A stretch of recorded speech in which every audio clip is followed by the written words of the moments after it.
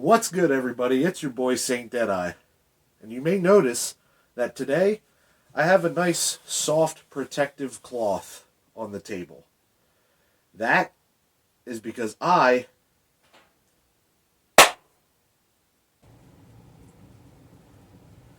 am about to do a little bit of bragging. Welcome to my World War II infantry rifle collection. That is right. I have what I consider to be a complete collection of World War II infantry rifles belonging to each country that were primary participants in the Second World War.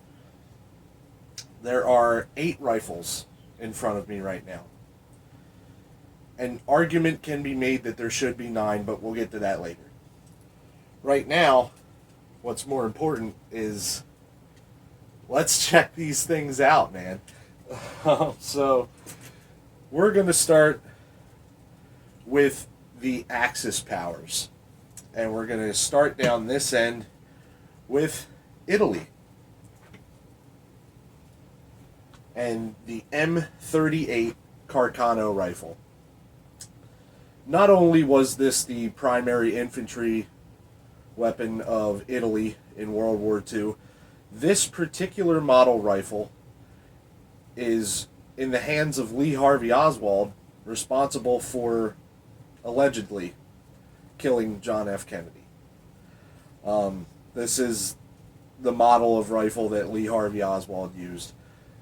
But before that, like I said, it was a primary infantry rifle of fascist Italy. It is chambered in 6.5 Carcano,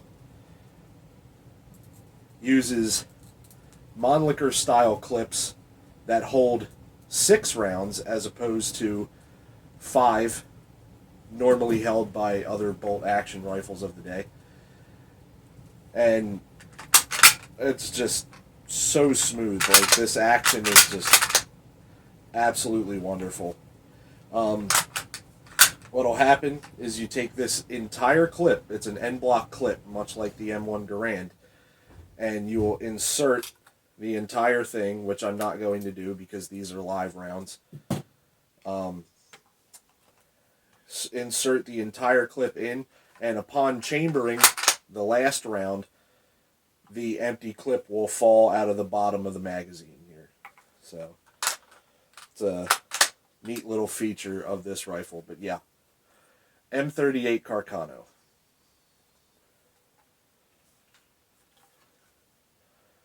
Next up on the list, before we move on, let's there's a close-up of your 6.5 Carcano rounds, as close as I can get to the camera. I'm shooting this all in one take, so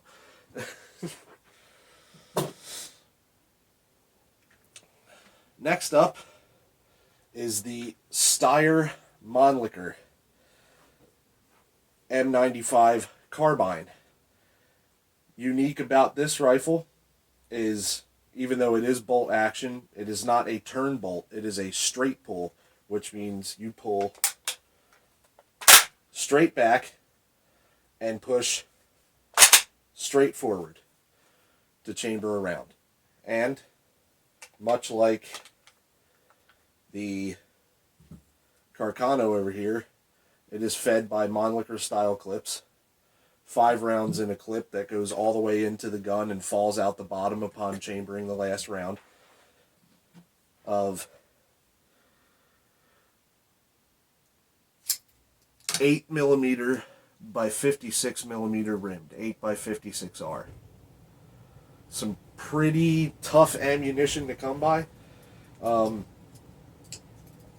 I was actually given a box of ammunition with the rifle when I bought it, and it turns out that the ammunition that I was given with the rifle was of actual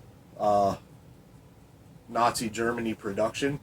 It has Iron Eagles stamped on the rear of the ammunition, so the ammunition in this clip is new production ammunition that I special ordered. I will not be firing the actual Nazi-produced ammunition ever. I consider that a historical item. This was the primary armament of Austria until they were annexed by Germany, and then all the conscripted Austrian troops were issued Kar-98K rifles, and these Steyr Mannlicher M95 carbines were then repurposed for home defense forces such as the Volkssturm. Moving on, two more in the Axis powers. This is one of the earliest guns that I ever bought. This is the Japanese Arisaka Type 99 carbine. I do not have any ammunition for this. I wish I did. I wish I could find ammunition for this for less than $5 a round. That's about what it's sitting at right now. It's a 7.7 by 58 millimeter Arisaka, and it is currently sitting at about $5 a shot. Even if you do find it, if you do manage to find it, you will be paying $5 a shot for it. I can bring this as close as I can get here. Actually, I'm going to come around and show this to the camera because I have a particularly historical piece here. Right here on top of the rifle normally would sit a chrysanthemum emblem, which was the symbol of the Japanese Emperor Hirohito. The GIs, when they would pick these up and bring them home, would normally, out of just sheer disrespect for the Japanese and anger and hatred, file off all the Japanese markings and the chrysanthemum. My chrysanthemum has only had an X put through it, so not only do I have the historical aspect of the GIs disrespecting the Japanese by defiling the symbol of the emperor, but I still have some of the symbol of the emperor intact, so I have Japanese and American history in this particular rifle. It holds 5 shots, and as far as I know, there is not a way to decock the bolt, so I am not going to open the bolt right now because I do not like dry firing these guns. But that is my Japanese Arisaka. And last but not least, for the Axis powers, boy oh boy, was I excited to finally have one of these. This is my Mauser Karabiner 98 Kurz Kar-98K. And boy, is there a story behind this one. Going by the markings on it, this was a Russian capture. So this has seen the front line. It's been there and done that, and you wouldn't know it by the condition that it's in. But that's because it was refurbished by Mitchell's Mausers. It is a 1937 model, so you will notice the absence of a front sight hood. They did not start being issued with hoods over the front sight until 1940. This is a 1937, so it is not supposed to have one. And I could not have asked for a better conditioned rifle. All the markings are proper. There's fireproof marks on it. There's a Weimar eagle and an iron eagle. And there are also Nazi Waffenamts on the stock back here, which I can bring closer to the camera and show you. But this is a matching rifle as well. The serial numbers of every part on this rifle match. So I can bring it closer and show you the markings. Just look at the condition she's in. Absolutely beautiful. So, where are we at here? There we are. Try to get some better light. There we go. There's the X indicating a Russian capture. 1937. There's an Iron Eagle there. And the Weimar Eagle there. Indicating that this is indeed a German example. It is not Yugoslav. It is not Turkish. It is German. It was produced in Nazi Germany. And I don't know if you can see him right there. Yep. Finally, the glare from the light above me does me justice. Couple of Iron Eagle Waffenamps there. And this is chambered in 7.92 millimeter, commonly referred to as 8 millimeter Mauser, charged by these 5-round stripper clips. And unfortunately, when I went to buy ammo for this, steel case is all I could find. Anything in brass case was legitimate military surplus and was extremely pricey, and I kind of just like to shoot this thing instead of paying an arm and a leg for it.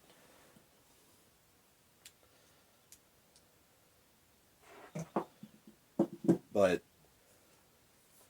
she's just absolutely flawless and probably the most valuable rifle that I own.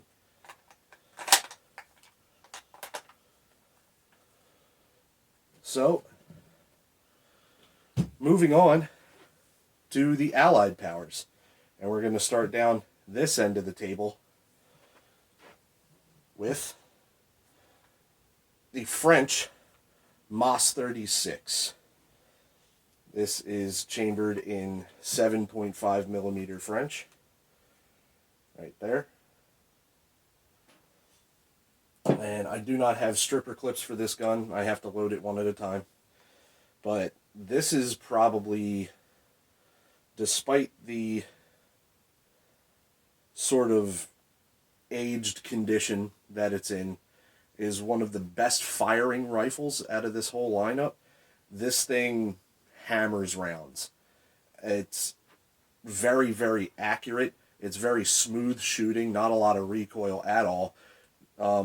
The French really hit it out of the park when they designed the MOS-36.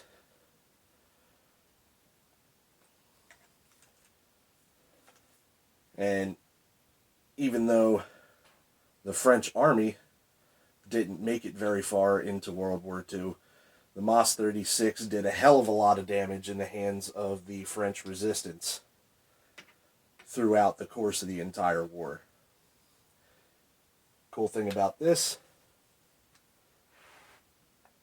is the bayonet is stored in a tube underneath of the barrel, and you just pull it out, it just clicks in like that. It's just a nice little spring-loaded button, which means you can stick two of these rifles together, muzzle to muzzle, by the bayonet, but you will never get them back apart without disassembling the rifle completely. So, yep, French MOS-36. Moving on to a pair of rifles that you have seen on the channel before, and all of these rifles either have already or will in the future get their own video. I just have to make sure I have enough ammunition and the time and place to shoot them. So this one has already gotten its own video. It was my first gun video on the channel, and it was my first gun. This is my Lee-Enfield No. 4 Mark I. It's an all-matching rifle. This served the British Empire, so England, Ireland, Scotland, Wales, Australia, New Zealand, South Africa, and India all fall under this one rifle. It is chambered in 303 British, which I have here in these 5-round stripper clips. There's a single cartridge. And these, in my opinion, are probably the easiest stripper clips to use out of the entire lineup of rifles that I have here. They are the easiest to actually push the bullets out of into the magazine. The Mauser ones are extremely difficult. Just so that I don't accidentally damage my rifle, I tend to just take the bullets out of the stripper and load them one at a time with my Mauser. But with the Enfield, I actually use the chargers. So this is just a wonderful piece. It's been part of my collection for about 12 years now. And I'm never going to let it go. Never, ever, ever. Next up, we have another rifle that you've seen on the channel before. This is a Russian Mosin-Nagant M91 30. This is the primary armament of Russia and any Soviet states under Russian control. So this is chambered in 7.62 by 56R. Or no, by 54R. 7.62 by 54R. This is a 56R. See, I have so many rifles that I get confused on the ammo now. Told you I'd be bragging. But 7.62 by 54R. This is actually the cheapest ammo to find out of any of these right now.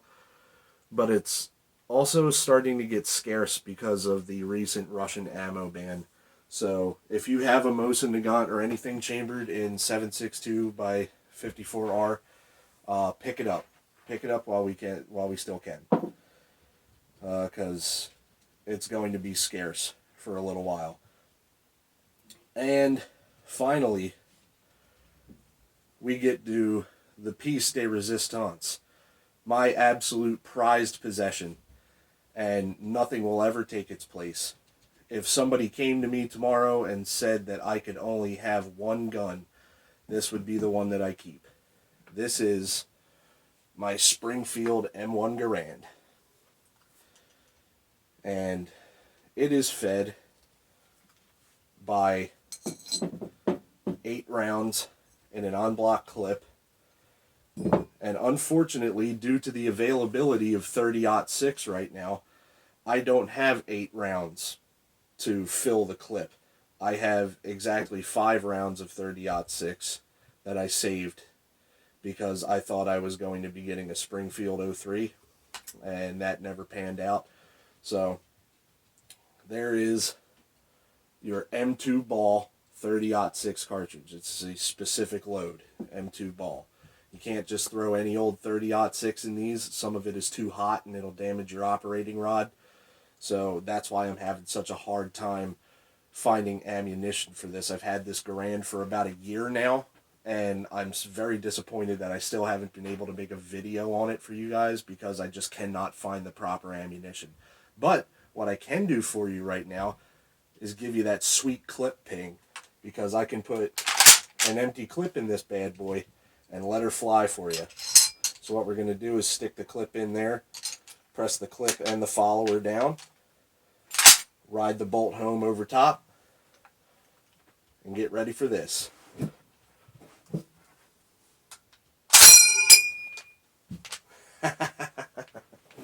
That is just the most beautiful noise in all of military surplus collecting. So, yeah, that's it. That is my World War II rifle collection. Now, the arguments that can be made about this being a complete collection. Some would argue that I should have a Swiss K31 rifle in this collection. And I would argue that that does not belong in the collection because the Swiss were neutral. Some would also argue that the Austrian rifle does not belong in this collection because the country of Austria was, what's the word I'm looking for, annexed by Germany, and the Austrian conscripts fought for the German army and did not use this rifle. But like I stated before, this rifle found itself in the hands of the Volkssturm and other home defense units of Germany and Austria. So I feel like this very much belongs in this collection. And the as far as main warring powers goes, I do not include the Swiss in that. Although I do want a K31. I do want a Swiss K31. But I don't find it necessary to call this a complete collection. But that's it. There you have it. I've rambled on long enough. My throat is dry. I need a drink. I'm breathing heavily. And not just because I have all these beautiful rifles in front of me. But yeah, that is my World War II main infantry rifle collection. I hope you enjoyed this video, and like I said, look out for the videos of me doing these each individually in the very near future. But that's it. I've been Saint Deadeye, and I'll see you guys later. Peace out.